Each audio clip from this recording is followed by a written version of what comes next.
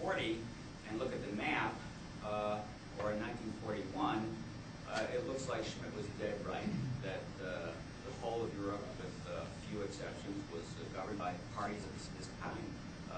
The map was completely Nazi and fascist. There was no liberal democracy. Every liberal constitution on the continent had either collapsed or was about to collapse. Realistically, if it had not been for the war and American imperialism, that might be the way it is now. There wasn't any obvious, way for Europe to go back to a kind of dead liberal democracy after those kinds of events.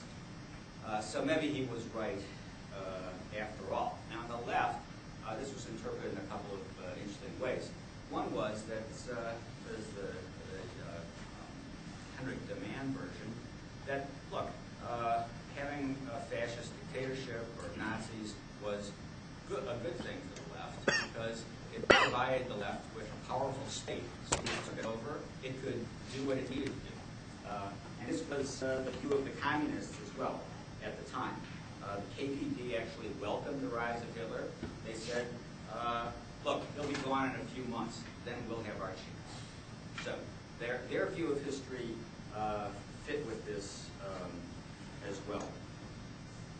Okay, so what in fact did the Frankfurt School people say about all of this?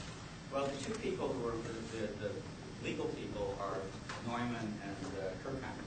Both of them wound up in the U.S. Neumann, after going to England and writing a dissertation on rule of law, getting an English PhD. They both wrote extensively about these kinds of problems. Neumann's masterwork on the Nazi polyarchy of Behemoth actually got its title as a response to Schmidt's 1938 defense of the regime as a Leviathan. Leviathan was a powerful monster of the sea. Behemoth was a messy monster of the land. So this was an idea that no, Nazism was no Leviathan, it was really a Behemoth. They certainly understood him as their enemy, but as a very intimate kind of enemy. Neumann's original version of this had something like 400 pages on the run-up to the Weimar collapse. He cut it down to a much shorter discussion. The discussion is very interesting. It's a discussion that owes essentially nothing to the well-known Frankfurt School story of the rise of Nazism.